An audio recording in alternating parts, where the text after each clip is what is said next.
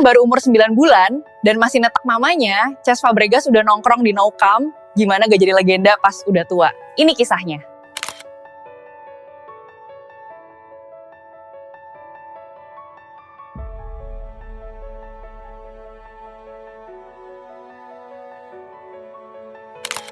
Bayi 9 bulan menatap ke dalam stadion Camp Nou bersama kakeknya.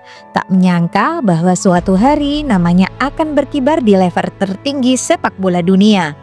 Francesc Cesc Fabregas Soler lahir dari Arenys de Mar, Catalonia 1987 sebagai putra seorang pengusaha properti dan pemilik toko kue. Sejak kecil, ia telah mendukung FC Barcelona dan menonton laga pertama saat baru 9 bulan.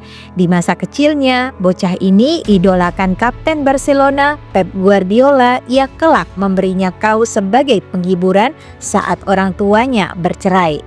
Bakatnya sudah terlihat. Pada usia 10 tahun, Fabregas bergabung dengan Akademi La Masia Barcelona menjadi rekan setim generasi emas Pique dan Messi. Fabregas adalah definisi pemuda yang berani untuk menembus sekat-sekat impiannya. Di usianya yang masih muda, dia berani merantau ke London bersama Arsenal. Karena sulit menembus tim utama Barcelona, Fabregas berani mengambil keputusan besar, pindah jauh dari rumah. And Fabregas setting a new Arsenal record tonight, the number 57, the youngest ever player to play for Arsenal. Just 16 years old and 177 days. Sigan, he's seen a lot of the... Fabregas dilahirkan untuk menaklukkan dunia di usia muda, jadi fans Barca umur 9 bulan, pemain muda Arsenal, dan jadi pelatih muda berbakat di klub milik juragan rokok asal Kudus. Pada September 2003 di usia 16 tahun, ia menandatangani kontrak dengan Arsenal. Awalnya, hidup mandiri di London terasa berat. Namun, Arsenal perlahan menjadi keluarga barunya. Ia mengenang, "Saya sendirian di Arsenal pada usia 16 tahun. Jadi saya tahu bagaimana cara menciptakan suasana kekeluargaan." Arsenal memang memberinya segalanya. Kesempatan latihan bersama pemain-pemain top dan dukungan tak bersyarat dari fans. Seperti yang diakuinya, Arsenal memberikan semua yang Anda butuhkan. Ini seperti keluarga. Sungguh, fans mendukungmu tanpa syarat. Saya tidak bisa pergi ke tempat yang lebih baik. Arsenal selalu ada di hati saya karena ini seperti keluarga.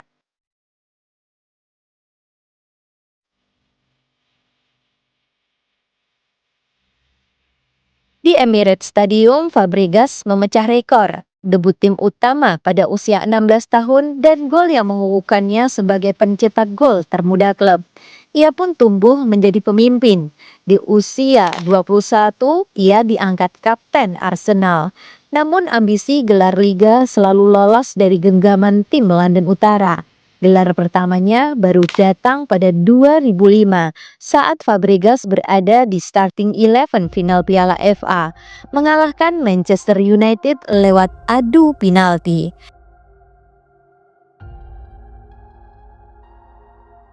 Saat menoreh prestasi demi prestasi, ia 2 kali masuk UEFA Team of the Year dan PFA Team of the Year. Fabregas merasa ini semua membentuknya. Sebagaimana ia kenang, Arsenal mempercepat karirnya. Pada usia 18, ia telah main di final Liga Champions, usia 21 di final Euro, dan 23 di final Piala Dunia. Debut tim utama pada usia 16 tahun dan gol yang mengukuhkannya sebagai pencetak gol termuda klub.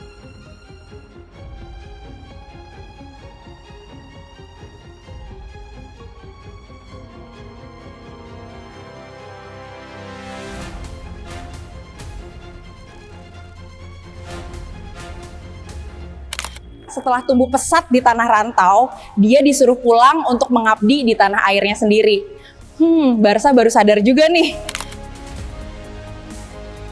Tahun 2011, mimpi kecil Fabregas terlaksana. Ia pulang ke kampung halaman untuk berseragam Barcelona. Teman lamanya, Xavi Hernandez, bahkan menggambarkannya sebagai pemain sepak bola dengan DNA Barca, yang dengan mudah akan bergabung di Camp Nou. Setelah hijrah dari Arsenal, lemari di rumahnya mendadak penuh dengan piala. Keputusannya membela Barcelona dan Chelsea memberinya banyak gelar juara. Selama 3 musim di Barca, Fabregas menambah koleksi trofi. Gelar La Liga, Copa del Rey, Piala Dunia antar klub, Piala Super Eropa, dan 2 Piala Super Spanyol. Namun dia juga merasakan beratnya harapan. Lebih sulit kembali ke Barcelona di usia 24 daripada pergi ke London di usia 16, katanya. Karena di Barca ia harus bekerja 2 kali lebih keras untuk mendapatkan tempat. Momen-momen di Barca adalah kebanggaan tersendiri, tapi Fabregas tahu bahwa perjalanan karirnya belum selesai.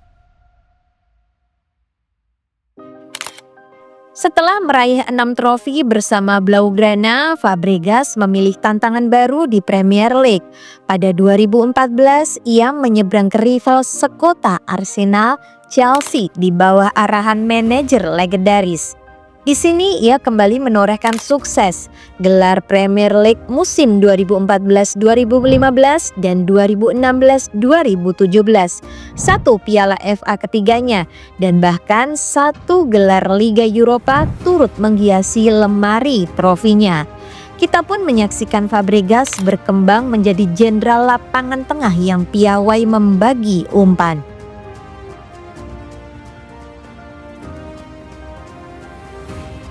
Kalau kita mundur ke tahun 2010, itu adalah tahun emasnya si Doi. Dia berhasil mengirim umpan cantik yang berujung gol kemenangan. Emang keren sih ganteng satu ini.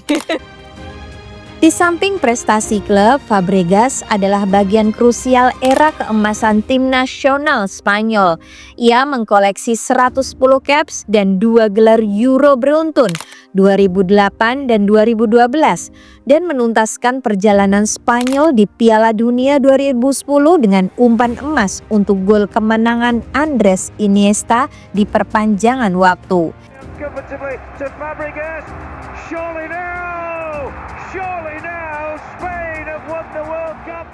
Kalian tahu gak kalau Fabregas pernah dilatih mantan rekannya di Arsenal, Thierry Henry? Mereka bekerja sama di AS Monaco sebelum mereka berinvestasi di Como Italia. Pasca Chelsea, musim dingin 2019 membawa Fabregas ke Ligue 1. Ia resmi pindah ke AS Monaco yang saat itu dilatih mantan rekan timnya Thierry Henry. Merupakan sebuah kehormatan besar bergabung dengan Monaco. Ini proyek baru bagi saya. Kami memiliki skuad muda yang berkualitas dan pelatih yang juga muda. Tuturnya penuh semangat. Belum memutuskan pensiun lalu menjadi pelatih, Fabregas ngaku kalau dirinya udah gak bisa bohong dengan fisiknya sudah mulai melemah. Duh, gimana sih Pak? Kok udah lemes? Setelah menggantung sepatu pada 2023, Fabregas segera menemukan jalur barunya. Di Como, klub Serie B Italia tempatnya berlabuh, ia beralih profesi menjadi pelatih. Pada 19 Juli 2024, ia resmi ditunjuk sebagai pelatih kepala Como dengan kontrak 4 tahun. Setelah sukses membawa klub promosi ke Serie A ketika menjadi asisten dan pelatih interim.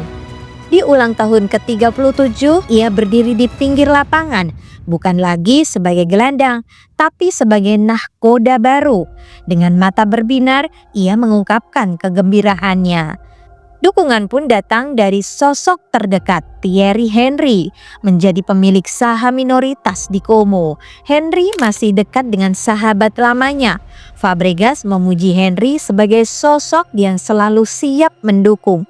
Ia berkata, "Saya mengenal Thierry dan bahkan jika dia tidak terlibat sebagai pemilik, saya pasti akan menelponnya jika perlu.